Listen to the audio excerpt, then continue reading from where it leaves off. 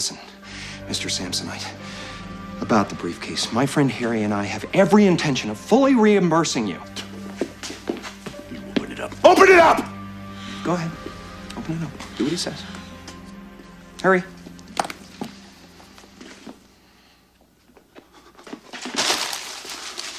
What is this? What is this? Where's all the money? That's as good as money, sir. Those are IOUs. Go ahead and add it up. Every cent's accounted for. Look. See this? That's a car. 275,000. Might want to hang on to that one. The Sockjig Sneaker Podcast has not posted any threads about menswear.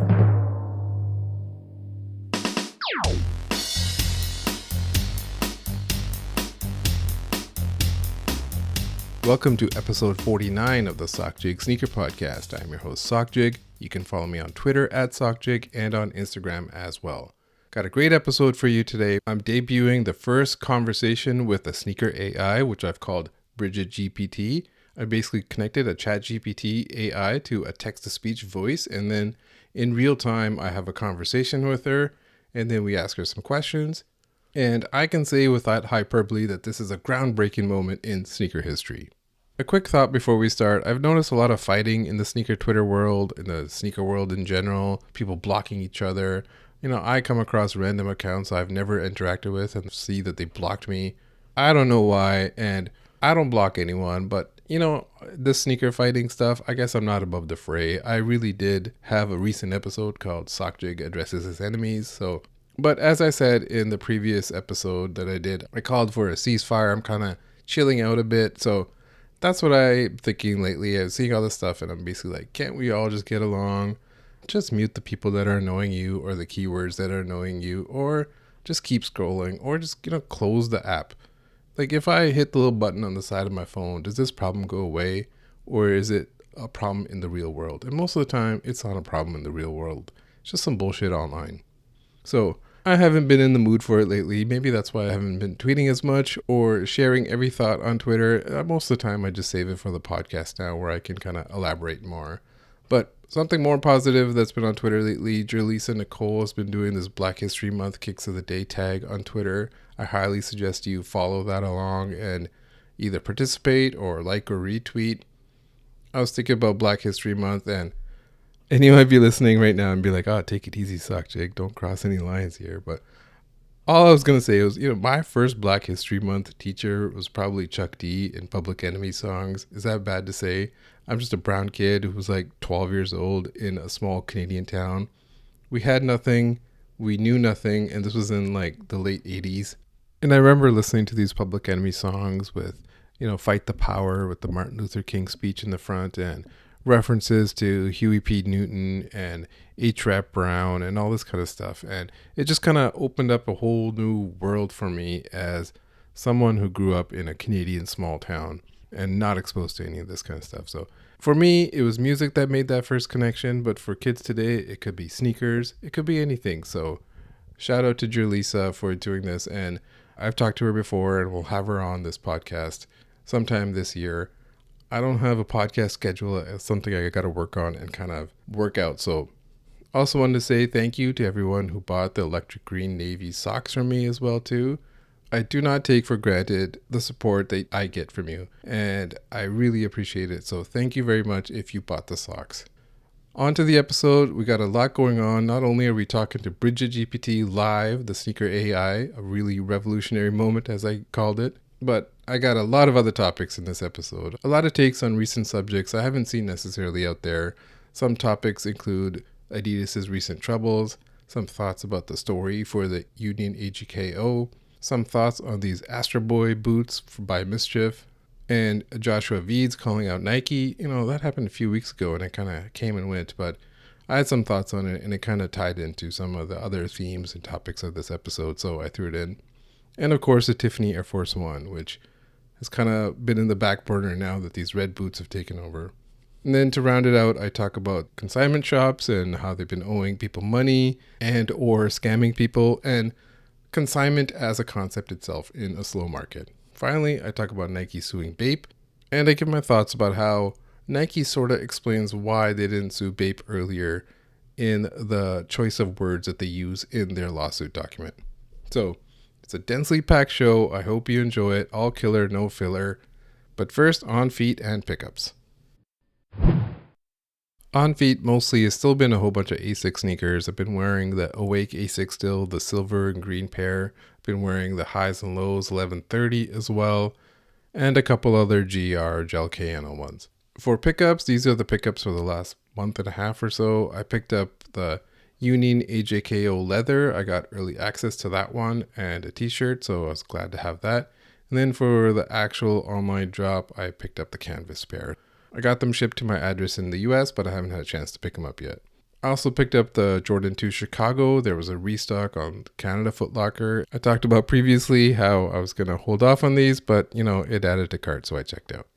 I also picked up a pair of the Salomon XT6 Recut in the Ren colorway. I like that name, Ren. I'm going to use it. It's mine now. And check out the band The Wrens, the Meadowlands. Good album. Also picked up the Montreal Bagel Dunk. I got those from Essence, and they're kind of worse in hand than I expected. It's kind of plasticky leather. It's almost like those little kids' plastic kitchen play sets with fake food, and there's a fake bagel there made out of plastic. That's what they look like. And I also got another pair of Dunks with kind of the same type of plastic. A little bit better is the Reverse Brazil Dunks, and those colors are loud, but they just work on a dunk. I don't know why. They just look great. Misses, I tried out for the Palace Samba, and I just got a bunch of fading captchas. So that was over quick and forgotten about. Same thing kind of happened with the JA1 991s. Size 12 sold out in the queue. The only people I saw that copped were size 8 people, and I kind of joked about that on Twitter. And I'm assuming bots took the rest. I missed out on some of these Jordan 4s that released recently.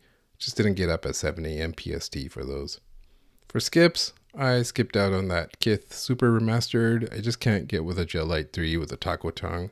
And I totally skipped out on the brown Tom Sachs general purpose shoe. I do not want or need a turd brown shoe.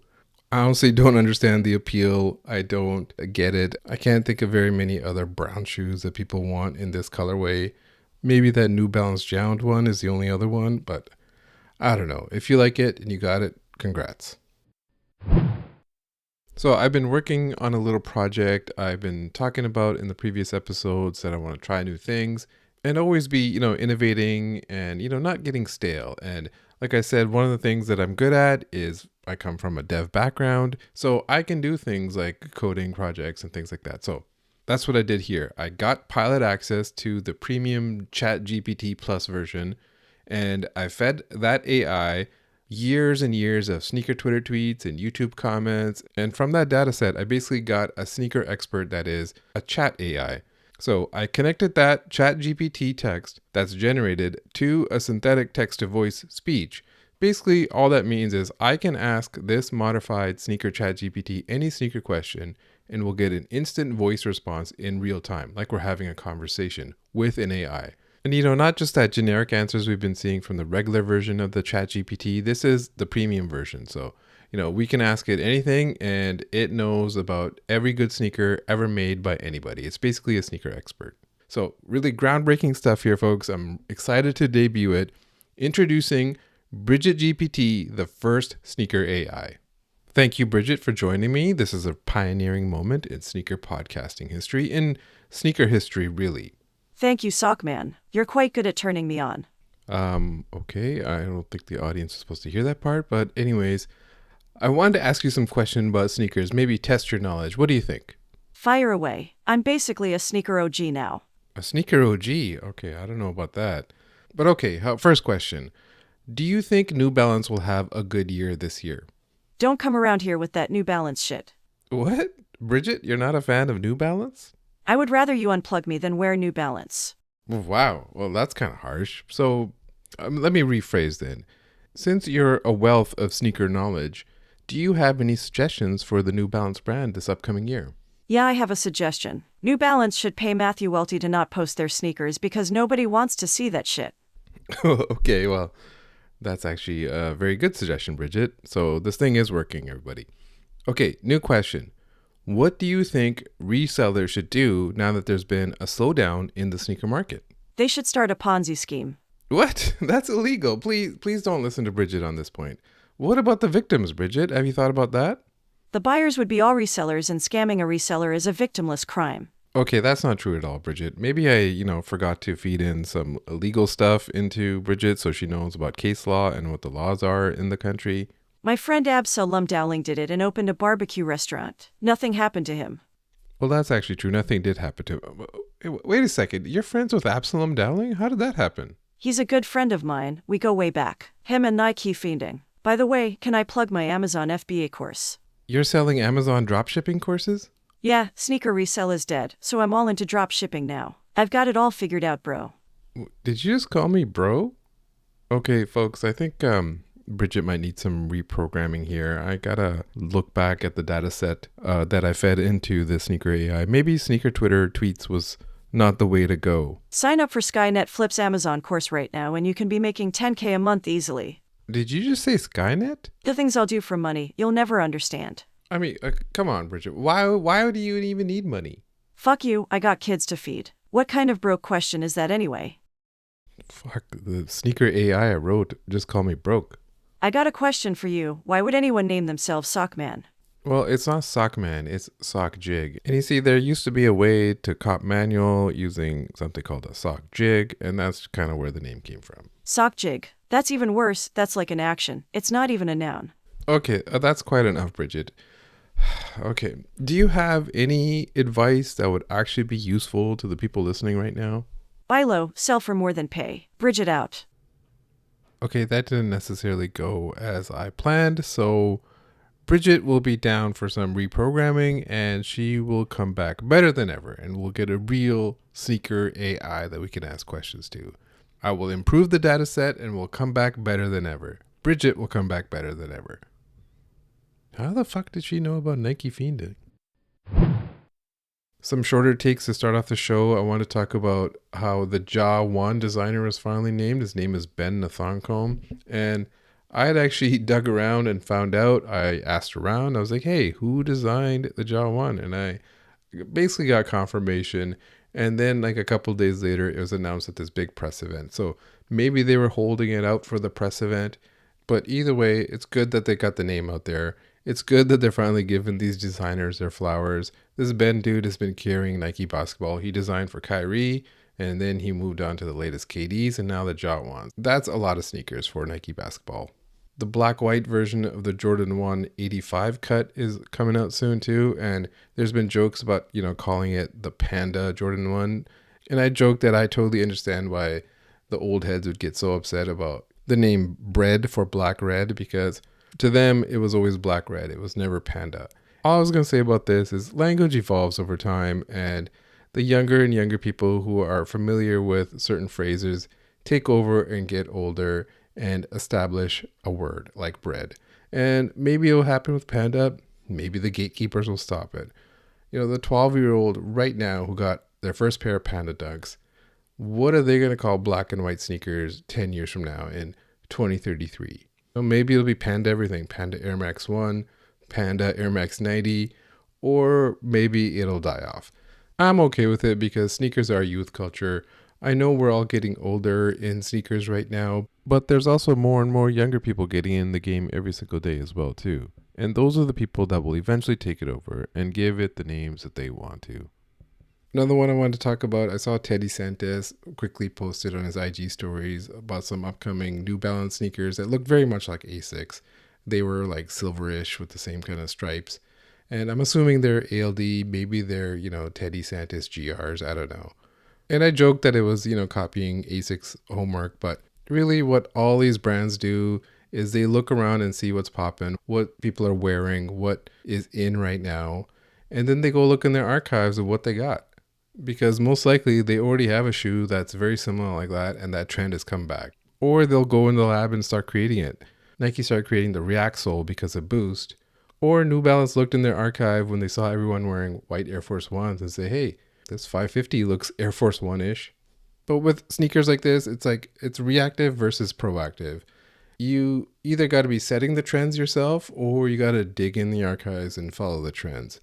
And Nike does both. Nike will react to trends with React that we saw, and they are usually the trendsetter. Now, usually people think ALD and Teddy Santis as the trendsetter, but here's an example where they're like, hey, maybe we'll follow some trends. Adidas has been in the news lately with how much money they've been losing on both Beyonce and Kanye. And I had a short tweet about this as well too, and I'll kind of go a little bit longer here. What I'll say about these deals and how much money they're losing is Adidas is the one responsible for these deals and ultimately controlled what was in the contract, how much they owed each person, and controlled the product and the marketing. You know, I feel bad for Adidas for losing out on Kanye because Kanye couldn't keep his mouth shut about all his wacky theories. I also saw some rumors that they're trying to get Kanye back in the fold, and come on, that doesn't even sound believable at all. Just use some common sense. It's like, imagine Kanye goes into the room and starts talking. What is he going to say? He's going to say some bullshit. So I don't think that's happening. It just doesn't pass the common sense meter. But yeah, that was a kick in the balls to lose $1.3 billion due to unsold Yeezys. But I'm sure they're not just going to sit in a warehouse and they're going to cry because this product can't move. They will move it out in whatever market they can to whoever they can. GOAT warehouses are just waiting to take that product in. And looking back on it now, probably the smartest thing Adidas did was continuing to crank out Yeezys even when Kanye wasn't signing off on product. They probably got an extra year or so with these 2 to 3 releases a month that they were doing for the last year. Otherwise, these losses could have been over $2 billion.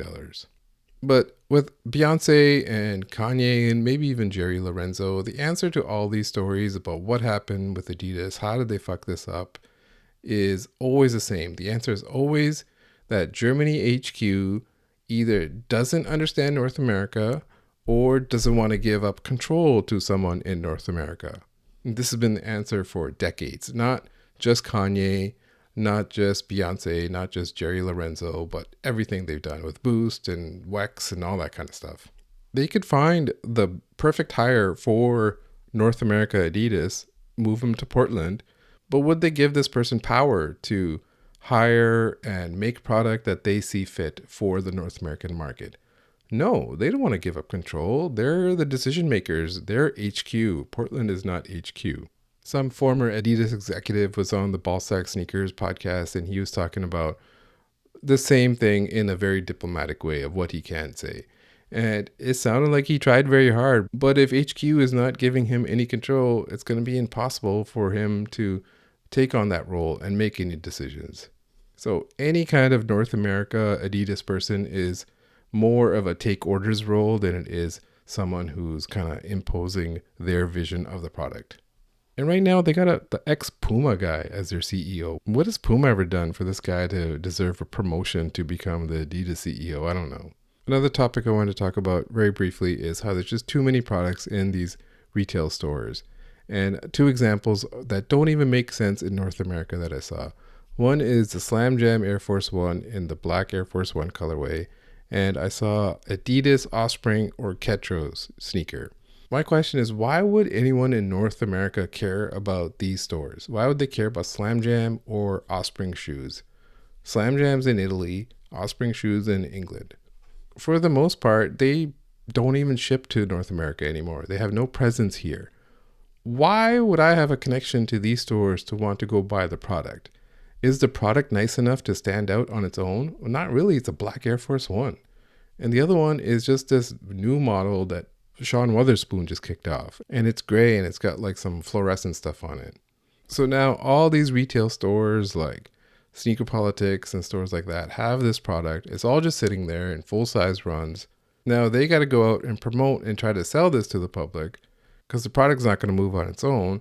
And now I'm getting emails for a black Air Force One Slam Jam.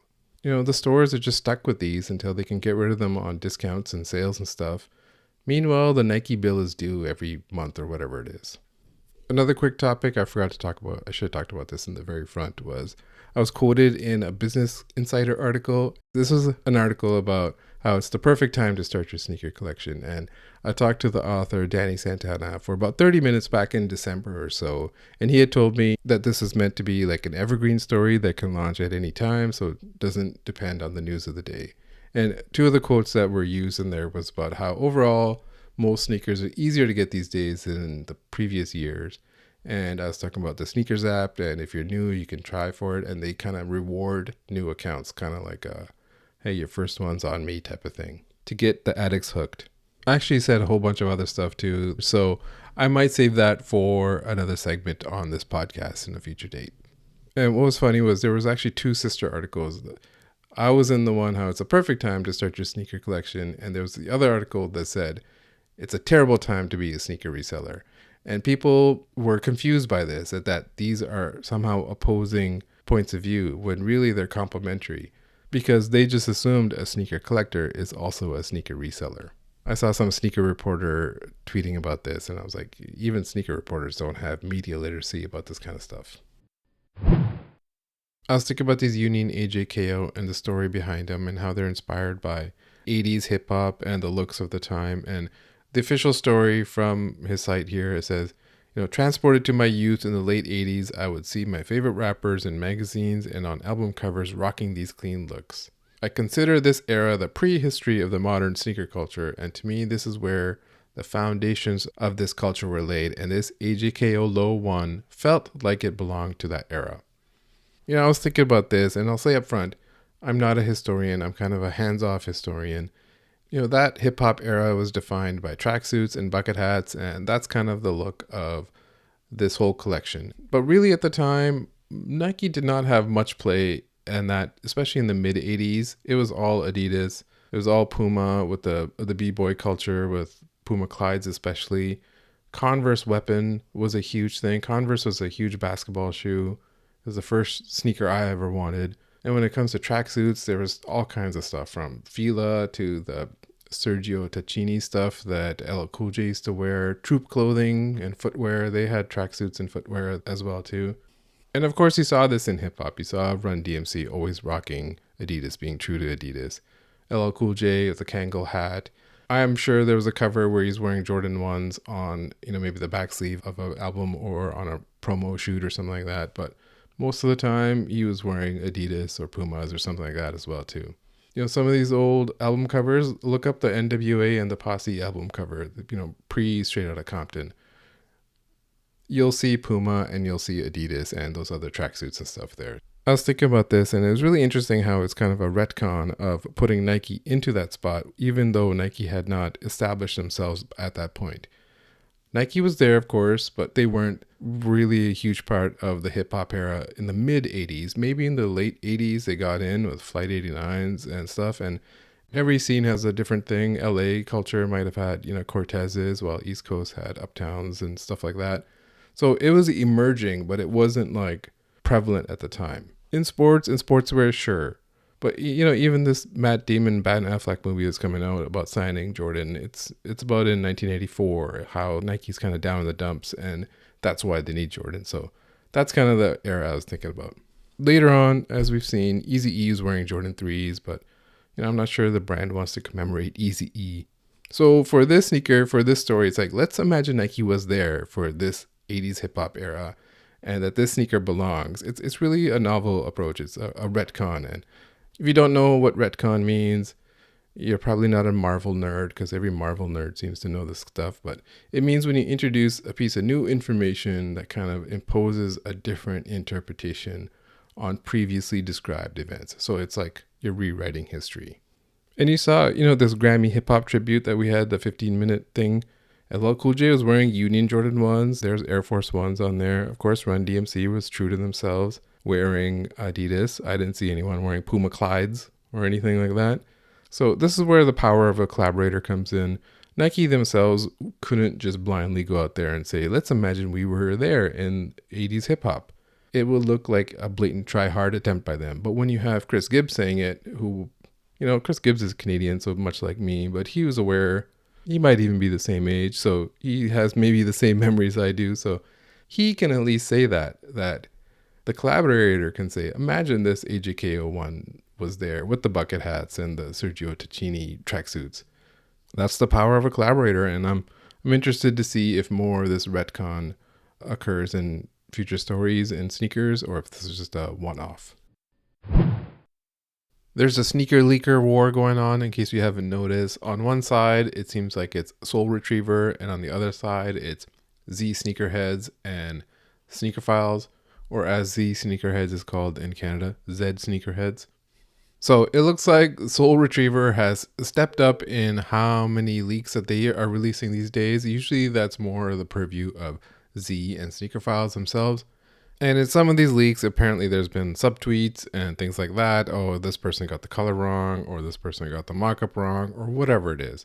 Up front, I'll say I'm cool with all parties here. Soul Retriever's been nice to me. Z Sneakerheads has been doing this for like 10 years now, or even longer. Even Sneakerphiles. You know, there was a problem with them with me once, but I guess they unblocked me, so maybe that's the truth. And kind of follows along what I was saying in the beginning of this episode. You know, where I'm ready for a truce instead of more fighting. So, you know, I don't have a side. I don't want to get into it. But, you know, the subtweeting and stuff like that, it's not necessary for heel tap colors and stuff like that. So there's room for everyone to leak or make mock-ups or whatever you want. I know there's very few people that really care about this stuff. You know I care about this stuff. And a lot of that has to do with credit and things like that. But a majority of people do not care. Like if you check the quote tweets on any of these new leaks that come out, it's usually people saying, this is fire or this design sucks. Even though it's clearly a mock-up, they just think it's real and that's the one coming out. So like I said about media literacy, there's not a whole lot when it comes to early leaks of sneaker info. So I don't know. Everyone deserves credit for what they've done, what they're put out there. But, you know, and I understand the rush to be first, but it truly does not matter that much. But disrespect is disrespect. So a lot of that is not necessary either. So the other side of this is it's harder for brands to plan rollouts with all these leaks going out. And as I said, it seems like there's more and more leaking of upcoming releases now that Soul Retriever's on the game as well too than ever before. And so that's all true. It is harder for brands to plan out full rollouts with all these leaks going on. But, you know, at a point, it's like, do I really care about how hard it is for brands?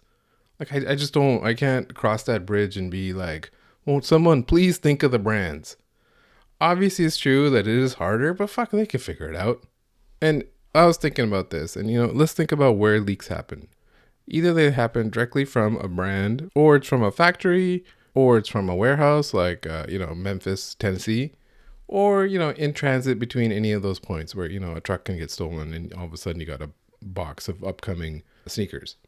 And it seems like they've kept some under wraps, like that Tiffany AF1 seems like it was wrapped up pretty well, and it only leaked like 1 week before the official teaser images and stuff came out. So maybe that's a case where the stock is so low that they were able to do that. I don't know. But I know that big companies yell at their employees to not leak anything. Every tech company does it. So I'm sure Nike and Adidas and every sneaker company does it as well too. Back in 2015 or so, Nike had a internal posters and stuff called Keep It Tight. That was the Keep It Tight program. So I don't know if that's still around, but that's a mantra that was there at one point. Keep it tight. Don't not leak information. That it protects the business if you don't. You know, people leak stuff for clout and the thrill of having information out there. And, you know, being the source that was the one that got it out there. But the other side that's not kind of talked about, and that was my take here, is maybe the employees at these companies like Nike do not have the agency or control over their work life, that it gets to the point where, you know what, fuck it, I'm just going to leak this anyway. And, you know, Nike's in court right now defending themselves on their hiring practices and harassment and stuff right now. Maybe it's a great place to work, maybe it's not, I don't know. But as I've talked about, you know, not publicly crediting lead designers, let alone colorists and everyone else. Imagine being a project manager on a shoe. You're never going to get credit for anything. That was my other side, is that if these kind of conditions are what lead to leaking information, it's definitely possible. And that if it was a great place to work at and there was a lot of fire shoes coming out and everyone was happy, there would still be leaks, I'm sure, but maybe not as many. And really, if Nike wants control, they can leak things themselves. They can flip this whole release process on its head if they wanted to. They know what's coming out when it's coming out, and that's the thing. Maybe it's not coming out at that time. So if they were to flip this and tease something in January that it's coming in fall, then they got to release it in fall, or they got to release an update. Now it's coming next spring or summer. And maybe that's not worth the hassle. So it's harder to push back and control the schedule when you tease stuff yourself. So maybe they've done research on this and it's already shown that this is not the way to go. So, I'm not saying they need to do this for every single project, but for these, especially for projects like the Tiffany AF1, it seems like it's easy for them to have leaked just the box image months ago than they did a week after the first leaks came out. I'm sure you've seen by now these MSCHF Astro Boy red boots. They've gained critical mass. You see them on celebrities and NBA players and things like that. Maybe even jumping the shark a bit before the release. In my opinion, the shoe is fun. It's stupid and fun. Sometimes sneakers should be stupid and fun. It's kind of the goal of this podcast. And even if it is just temporary, it's a shoe for these next few months. It's not really something you'll see people wearing in next year. All their stuff seems to be designed to be temporary and fun. The promotion of it was pretty well done. I like how they got Sarah Snyder to promote it. This just in, getting a hot blonde to promote your product works out sometimes. And the shoe is a fun shoe to meme. I on Twitter did one with a Seinfeld reference, but then I stopped myself because I was like, I could see a wave of memes coming, and I was like, I'm just going to jump off this ship before it goes on. And that's kind of what it is. I see like Maury Povich posting memes now. And basically, I already saw that. When the brands start jumping in with the memes, it's time to like get off the train. So, obviously all the memes and stuff is free marketing for MSCHF. And I was thinking of MSCHF as a business, as this art collective that they are. And, really it is a troll business. That's what I don't know what their objective is, but trolling, I guess, should be a word that's in there.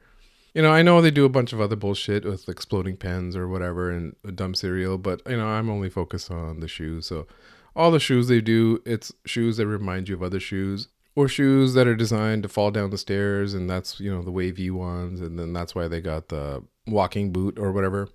But what they are good at is making things go viral in an authentic way. And when you have sneakers that remind you of other sneakers, it's easy to make things viral compared to other things. And, they can do that because they're trolling. Companies, at marketing departments, they might have a product coming out and, someone will make a viral tweet. And it's not easy for a company with an original product to make something go viral. Who would give a shit? And I mentioned Maury Povich posting memes in the red boots, and then even Heineken posting this Tiffany ad. That's all called reactive marketing. It's like riding on someone else's wave. Hey, something is going viral. We can get some play if we just make a version of that ourselves. So I'll get to reactive marketing a little bit later. And MSCHF has hits and misses, probably more misses than hits in my opinion. The Astro Boy, of course, is a hit, but they got lots of misses too. The Vans with the lawsuit, these Gobstopper with Jimmy Fallon, who sucks. The black Air Force One with caution tape all over it. Like, no one really gave a shit, and no one really should have gave a shit, I guess, about those. Their formula seems to be much like a record label, where the viral hits sustain the rest of the junk in terms of, attention economy. In terms of business, I don't know. Maybe they make money, maybe they don't. But if you only have misses, then all your tactics look really attention-seeking and corny. So that's the kind of danger they're on. And I was thinking about this, and I saw this tweet by Dante Ross, who is an AR music executive, also a known sneakerhead. He was on My First Kicks pod. Check that out if you haven't. And he had this tweet, and he was talking about the music industry, and he said, "The best place to sit in the music industry is in niche pockets that can find a dedicated and commodifiable audience. I think about Alchemist, I think about Dap Kings, and I think about Stone's Throw and Sub Pop. This is a sweet spot in the music business." I was thinking about just that phrase, dedicated and commodifiable audience. It means that the people like you, they want to support you. And I was thinking about this, and because I particularly feel like I kind of stumbled into this myself, having a dedicated audience. And so that's what these record labels that are mentioned with Alchemist and Sub Pop Records, and you could throw Griselda and West Side Gun in there, and that, they have this tight-knit group, and the fans really love that shit. And so I was thinking about MSCHF, and it's like, do they have that? Is trolling a way to be this niche product in this sneaker industry? Because is anyone really a MSCHF fan and will buy anything they release, or most things they release? Because it's not like you're a fan of a person. With Griselda, you got West Side Gun, and you got other people. With Stone's Throw, they got Madlib and everything. So even a big brand like Nike has a face sorta with Tinker Hatfield, Phil Knight, and Michael Jordan. But with no face out there, the art has to speak for itself, and the art is trolling, and it's usually trolling on existing product. Are they building an audience that likes them or just likes the chaos and the trolling? Again, the products sell out. I don't know if they make money or not. Are they chocolate or are they chewing gum? Is chocolate something you buy over time and savor and really love, or chewing gum that you just enjoy for a few seconds and then just spit it out? I don't know. Maybe they do. Maybe they are a niche pocket and have a dedicated and commodifiable audience. And, they handle the business themselves and they have a chance to be creative. That's enough in any industry. But when there's no name or face for the brand that fans will attach themselves to, then they're attached to the hits. And then you got to keep cranking out the hits. Then you're not chocolate, you're chewing gum. Next up, I want to talk about this Joshua Vides Instagram post where he was calling out Nike. Particularly, he was calling out a post that the DotSwoosh team made where it was like a collage of customized sneakers promoting their NFT shit. And in one of the images, a tiny little square, I guess they used is Air Force One with the Sharpied outline or a knockoff of it. And he posted, "Funny how Nike will sue everyone, but will swoop all artists, creatives, do-it-yourselfers, customizers' ideas into their own collections and rollouts. Lazy-ass designers and marketers scrolling Instagram for ideas. Have fun at Adidas once the recession hits." Later, he eventually deleted the post, but he went on Twitter and he still kind of talked about it a bit. I saw this and I just thought, well, I guess his Converse deal is dead. And my other thought was, it was probably just some guy, some designer making a collage and just kind of, scrolling, Googled and saw an image and threw it in there and no one noticed that they shouldn't use it. And he even seems to say that when he calls out the lazy-ass designers scrolling Instagram for ideas. And then moments later, he's released a Fuck Nike tee, which was referencing a 2001 Supreme tee, which is a Japan-only release. This is before Supreme collaborated with Nike. It's pretty funny. It's like, fuck Nike for using my concept, so I'm going to use Supreme's concept that also said fuck Nike. That's just the world of streetwear. A knockoff or inspired by is a key part of streetwear. It's different rules for Nike for this kind of stuff. But really the question was, why did he go so hard at Nike? It's a tiny image in a collage, entirely forgettable. It's one thing to be angry about it privately and reach out to someone, but why burn a bridge so publicly about this? And Josh Vides' tweets gave some insight, and he said, quote, "Nike has continuously used a concept I developed over and over and has never once asked for my involvement. So today I said, fuck it, what would Jebbia do?" Unquote, referencing James Jebbia, Supreme, and the fuck Nike stuff. That's the key there. Everyone wants credit. He has a concept. They've used it. They've never actually reached out to him and said, hey, let's work. Let's do something. Let's, make a run of 20 at a pop-up or whatever. That's kind of what he probably wanted. I don't know, maybe even bigger, a huge release. So that's one aspect. The other aspect, which he also hinted at in his Instagram post, was how Nike wants to sue everyone.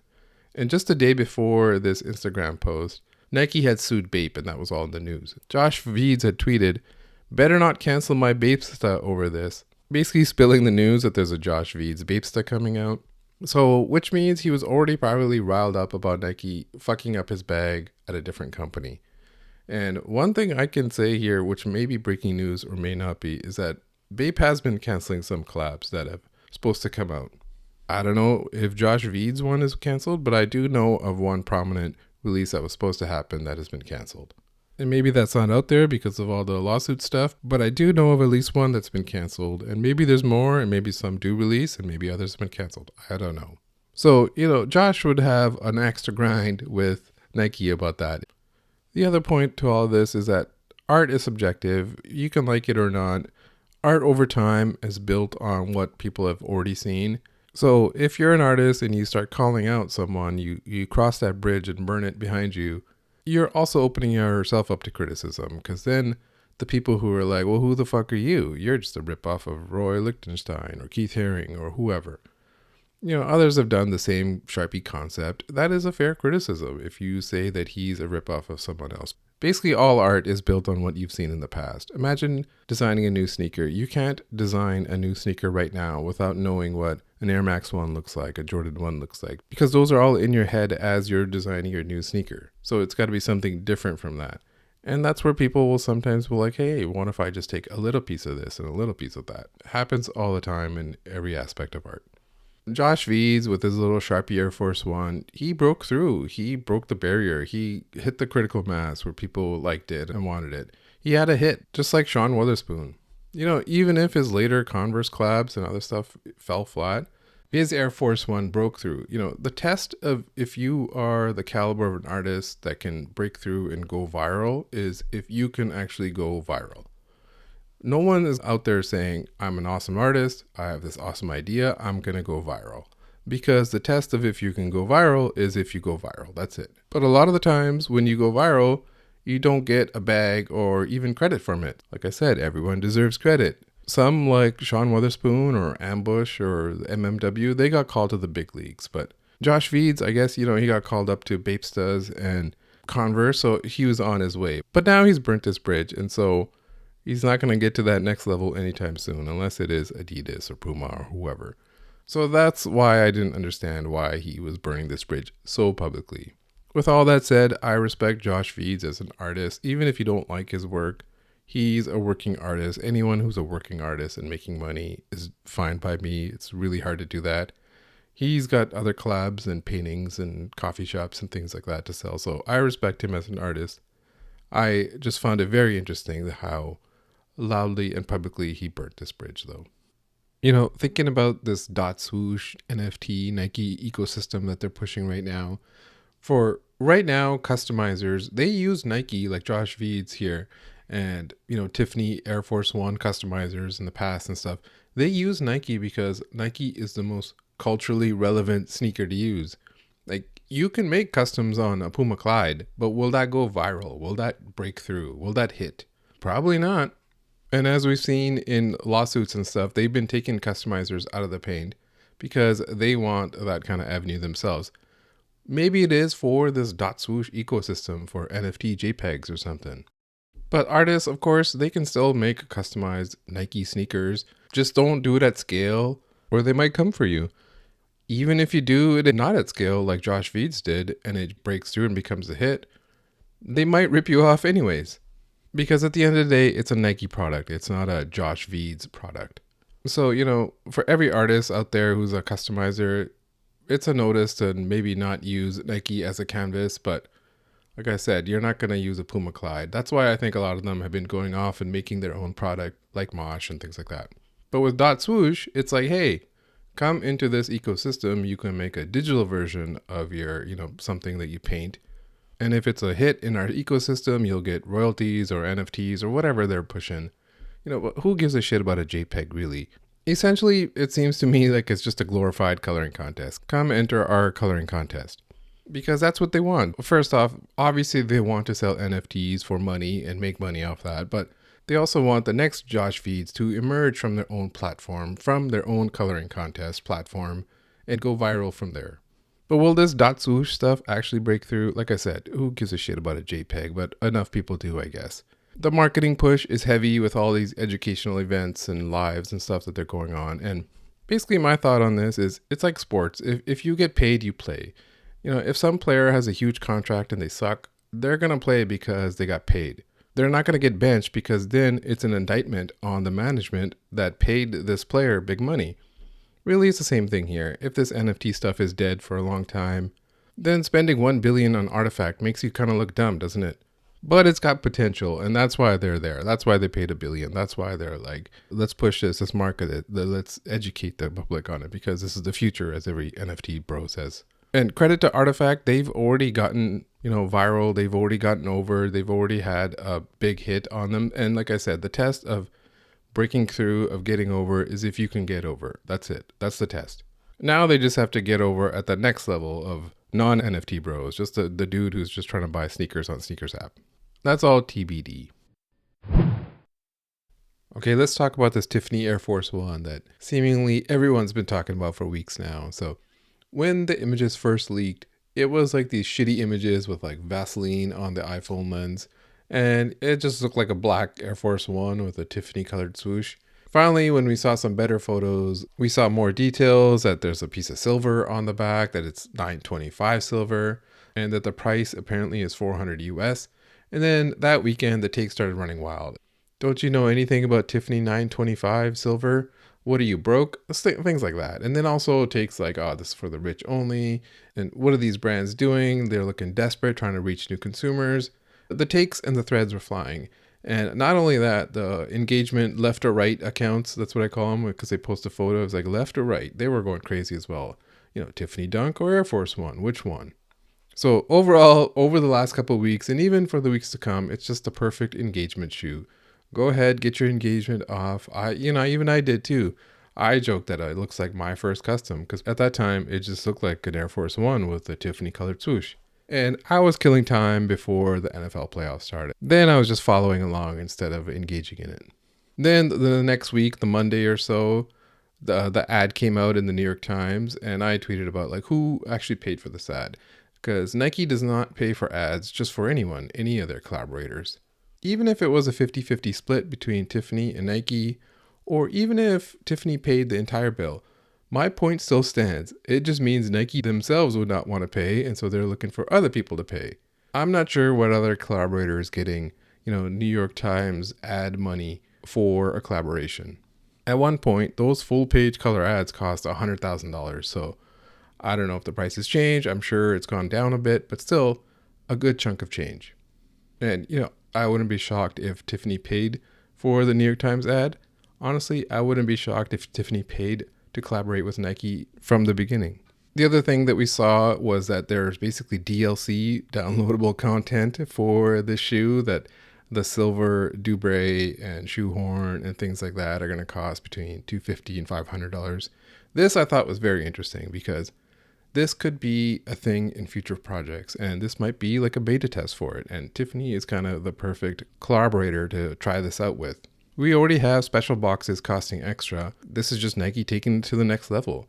What if for the next off-white shoe, there's an extra gold colored zip tie that costs, $200 and is limited to 100 only? People would be going nuts just for that zip tie.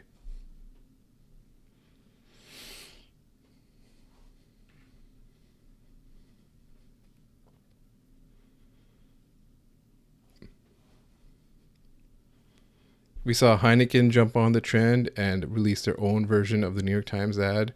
As people have talked about, and basically what I've heard as well too, is that there is no Heineken SBE. Maybe there is Heineken colored dunks on the way. If they are, it's a GR and not an official collab. And Heineken knows this and can jump on the wave and get people talking about Heineken by basically copying the ad, because there's enough kernel of truth. There's enough people who already believe it anyways out there. So as I was saying, it's hard for these big company marketing people to make something viral themselves, but it's easier to jump on something else and create their own version of it and react to something. That's exactly what it's called. It's called reactive advertising or reaction advertising.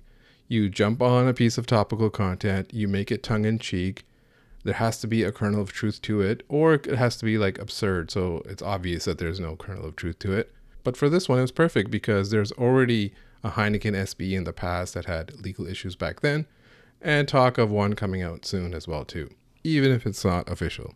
But the problem with reactive advertising is you get some likes and some clicks and that's about it. Maybe you get a viral moment off someone else's wave, but do you get any cash in your pocket? Was anyone thirsting for a Heineken? As I've been talking about in this episode, reacting is not always the best strategy. Being proactive would more likely get you more money in your pocket. But back to the Tiffany Air Force One. This is an LVMH company, and the brand that owns Off-White and tons of other designer companies like Givenchy or Fendi or Dior. But Tiffany themselves has seemingly taken a hit in recent years. So I totally see where the brand is like, we got to get the kids with the NFTs and the Air Force Ones. And they hired a creative director, Ruba, who was probably responsible for this whole collaboration. And she's already gone. She's already left. So the other person in charge is that Bernard Arnault, the guy who's the CEO of LVMH and a billionaire or whatever. His son is in charge of Tiffany, I guess.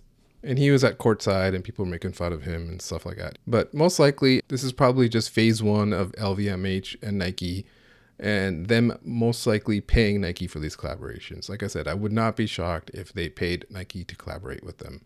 And I would not be shocked if there's more LVMH Nike collaborations coming out with Givenchy or Fendi or more Dior's or whatever. In terms of the shoe, how it looks, I've already seen a lot of flip-flopping. It went from, what are those dusty ass shoes to, they all right now. Personally, I've always been in the they all right camp. It's just not for me. It's one of those shoes where I would buy and cop and resell if I hit, which I'm sure a lot of other people are thinking as well too. I didn't think it was going to be a brick. And in terms of stock levels, if they wanted to be ambitious, they could have made 10K, like say the Dior Jordans were, or, half that and make it 5K. But, rumors are it could be as low as 1,000. And that would not shock me. But to me, a black Air Force One is always a black Air Force One. You can't escape the black Air Force One allegations. The Colin Kaepernick one was fire. The CPFM one with the flea on the side, that one was nice. The social status one is nice too. So there have been nice versions of the black Air Force One. I saw that it has like a leather sock liner, and an early Mr. Brightside is leather sock liner kind of sucks because it pulls your socks down. And the suede on it is the ashy suede, so you can just kind of brush that to make it less ashy.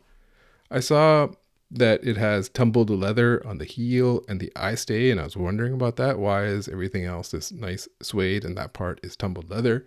And then I kind of got the answer from the PG Nose Instagram.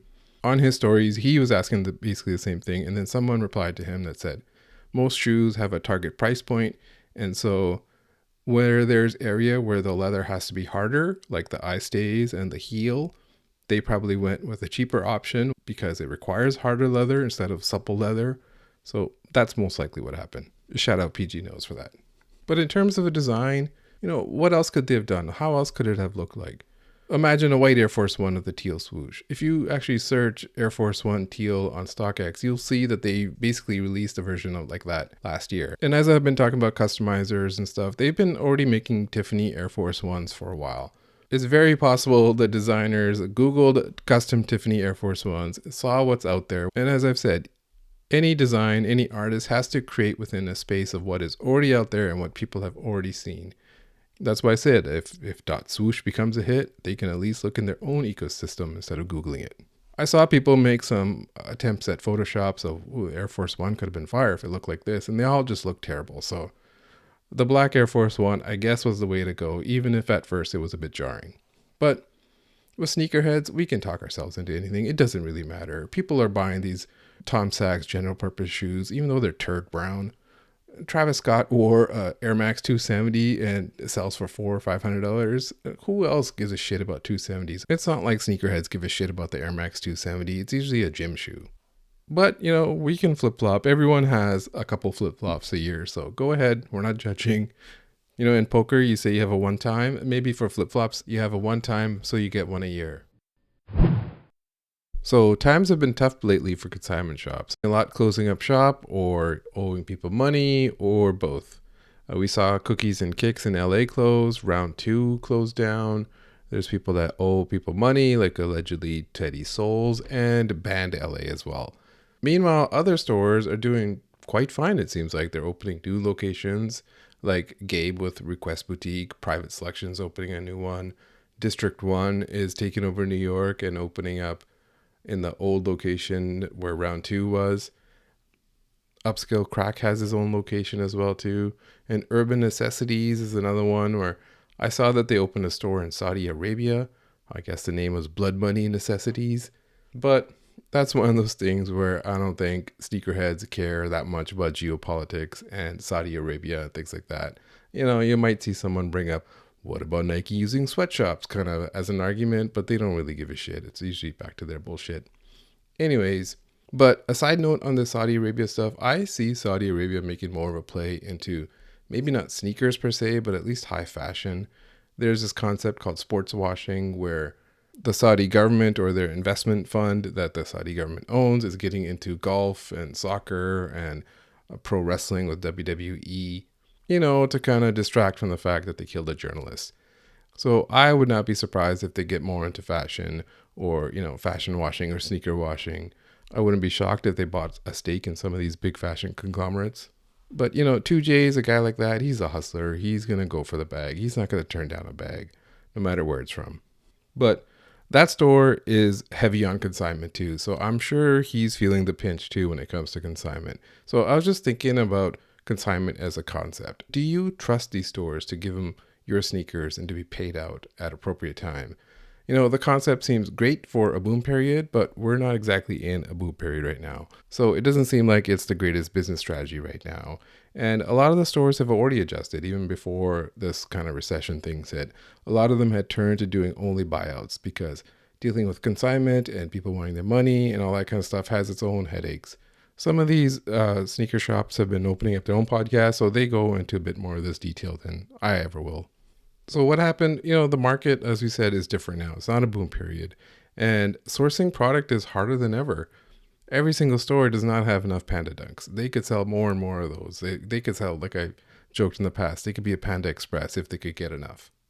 So the number one issue then is securing product either through buyouts or backdoor relationships or botters. And a lot of the botters, they have their own operation. They'll sell it themselves. They can probably get more on GOAT than they would someone who's lowballing. But bulk is bulk. It's a bit different. But an example of not being able to get enough product as before are Yeezys. Kanye didn't keep his mouth shut, so this is where we are with Yeezys. And the well is going to run dry eventually. So a lot of the better stores probably started stocking up on Yeezys right when he started talking crazy. But we don't know exactly what the future is. Adidas could flood consignment store market with all the inventory that they, publicly can't sell, the 1.2 billion, I guess. And that's where a place like GOAT is perfect for that because they have their fulfillment branch with 1661 Inc. already set up. But as we talked about at the top, I'm sure that will happen. I'm sure they'll start getting rid of that kind of stuff. The other thing, what happened with all these stores? Lack of business skills. Like, are these high school grads with any knowledge of basic business skills like cash flow, accounting, and paying taxes? I've seen countless stories of people skipping school because they want to be the hustler. They want to be, their own boss. Which is all fine and good, but like I said, do you know the basics of cash flow? Do you have accountants? Are you paying your taxes? Or is this all, back of the napkin, street hustling accounting with retail hours? What else happened? They might have gotten scammed. They might have been overly invested in Zeta Kicks and these other kind of people who are selling fake essentials and shit like that. Maybe they're just victims of Zeta and thought it was all on the up and up and now they got scammed. Or maybe they're scammers themselves. They got loose morals. I sold these guys Off-White 4s, but now I'm just going to keep that money because it's in my hand. That's cash in my hand. I wrote IOUs. Those are as good as money. Go ahead and add it up. All this, of course, leads to the Band LA store and the Band LA guy who allegedly owes up to $100,000 or more. The owner announced in a post that he's going to rehab and promises to pay it all back. So I'll break this down sort of in a nice version and a not nice version. That way I can play both sides. So the nice version, don't kick a man when he's down. Admitting you have a problem and taking the steps to address the problem are very admirable to me. And I saw people in the comments, friends, I guess, have been reaching out and stood by him and said, you got this, bro. And it's good to have the support of your peers when you're going through something. Okay, and now the not nice version. The not nice version is basically fuck you, pay me. Oh, you got problems? I got problems too. I'm missing money. Fuck you, pay me. Oh, those Travis 1s on your feet and your fit pick and your rehab announcement? I'll fucking take the whole foot then. Fuck you, pay me. Oh, you got famous friends? Well, tell your famous friend to pay me. I was thinking about grifter tactics as I talked about grifter marketing in the last podcast. A grifter tactic is just to delay. Make promises, promise to pay back. It works if you've got people hypnotized with these false promises. They'll still keep believing it. And allegedly, people kept working for him for free on store credit and stuff. And another thing is, those friends in the comment with the prayer hands emoji saying, you got this, bro. In a way, it's enabling the illusion that this person is good and honorable and will pay you back because it almost becomes an implicit endorsement of this person publicly. I understand being concerned about a friend, but doing so publicly might give off the impression that you think that this person is of a high character. But you have to ask yourself, is this person going to pay these people back? Are you exactly sure about that? That's why, one of the keys for any business is trust. It's the most important thing you can have in your business. If there's no trust, why would anyone want to go to your store? Why would anyone give you their sneakers for you to sell? Why would they trust you that you're going to pay me that money when that sneaker sells? And if I'm a customer and this store has scammed people of money, why would I trust them that they wouldn't scam me of money? Why would I trust them that they're giving me legit product then, authentic product? It's saying, oh, no, we scam our consigners, but all our product is authentic. And we care about that a lot. This other part over here, trust us, bro. We don't care about these assholes. We're not paying them. But you, customer, we would never sell you a fake. You might be thinking that one has nothing to do with the other, that you can be scamming people on this side, but on the other side, you can have authentic product. But I'm talking about trust. Can you truly trust this person that they say it's authentic? Because they've already shown and proven that they will scam. So it's very likely they will scam you too, because trust has already been broken. The Band LA name was a trusted name in sneakers for years. So was this guy. Now, what's this guy got? He's got less than zero trust. And it's a long road ahead to rebuild trust. It starts with rehab, I guess, then paying everyone back and making any other amends. Then you're back to zero. And then you got to start building your name again. Or you can just declare bankruptcy, tell everyone to fuck off, continue posting fit pics. Just go on your IG stories, prayer hands emoji, and say, I pray you get your money back. And continue on with your day. But in terms of consignment stores and these resale stores, they'll stick around. It's the survival of the fittest, the ones that have the best business skills, that are paying their taxes, that have accountants, the ones that can source product, the ones that have built trust. Because in sneakers, in resale, there's always going to be people who want a sneaker that they couldn't get and need it right now and are willing to pay for it. So go build trust with them. Okay, final segment is about Nike suing Bape. This is, I guess, the legal corner of Sockjig. I can't remember what I called it before. I ain't past the bar, but I know a little bit. So Nike is suing Bape finally, saying that they're causing harm to their brand.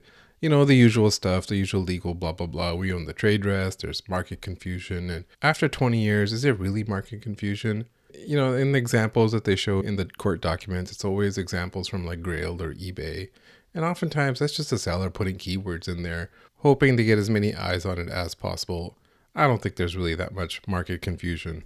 But the big question is, why now? And Nike answers this in their lawsuit document. It says that Bape has increased the volume and scope of infringement since 2021. But really, this is part of their overall goal of getting these high-scale customs and knockoffs out of the paint. And also knock out the argument about, well, you guys didn't sue Bape, so I'm fine.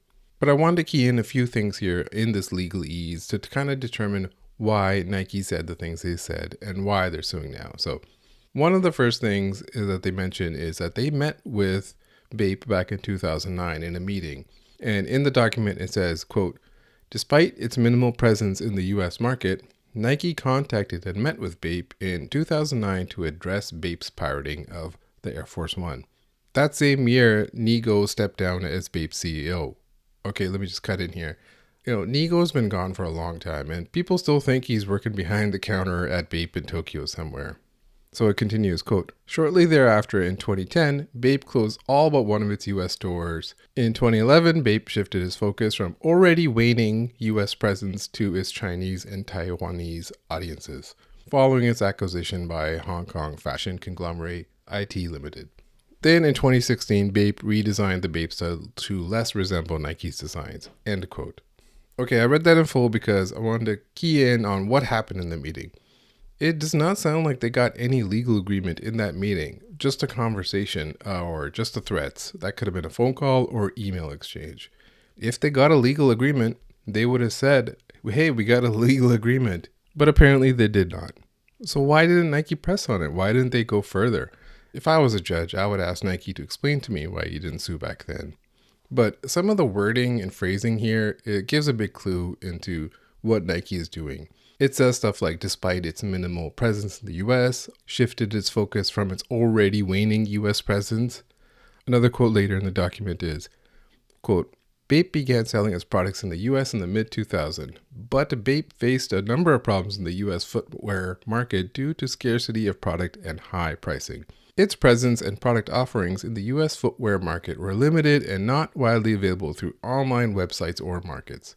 Instead, upon information and belief, Bape's footwear was only available through its New York and LA stores, which opened in 2005 and 2006, but through its US web store, which did not open until 2009. During this time, Bape struggled to cultivate the same type of hype it had built in Japan, end quote. So, in my legal analysis, they are using this kind of language of talking down to Bape to explain why they didn't sue earlier. They are basically negging Bape and diminishing their relevance and appeal, and calling them just this tiny shithole company that barely made a dent in the industry and struggled to maintain or create any hype. Meanwhile, Bape basically wrote the playbook of how to do limited drops and build hype. Now, Nike conveniently saying Bape had problems because of scarcity of product and high pricing, when that was the entire point. It was designed that way, to be scarce and high priced. And now they've copied that same playbook, put it at scale at a Nike level, and now they're suing Bape 20 years later. So I think that's why it's written this way. That's why they're calling Bape all these names and shit like that, because they're trying to explain why they didn't sue. That this was just some shithole company. They couldn't make it in the US, so it wasn't even worthy of suing them. And now that they've grown a bit bigger and got taken over by a big fashion conglomerate and are starting cranking the designs out, we are now suing them now. In Bape's defense, I was talking with my buddy VNDSNK, and he was pointing out there's legal terms called laches, which means Nike has to have sued in a timely manner. And, Bape's going to do the usual stuff of Nike stifling competition, and trade dress of some squiggles and side-by-side photos is not enough proof. But really, Bape is not innocent. They really did get greedy. They really did start cranking out those designs and collabs in 2021. And as I said earlier, I know of at least one that has been canceled after this lawsuit, so wouldn't be surprised if a lot more of these collabs are canceled. The other thing is, this is the Donahue era of Nike, not the Mark Parker era. It's the era of the number CEO, not the shoe dog CEO. Disney had the same issue where Bob Iger brought in some numbers corporate guy and then kicked him to the curb because he was not adequate, didn't understand the business. But Mark Parker is not walking through that door.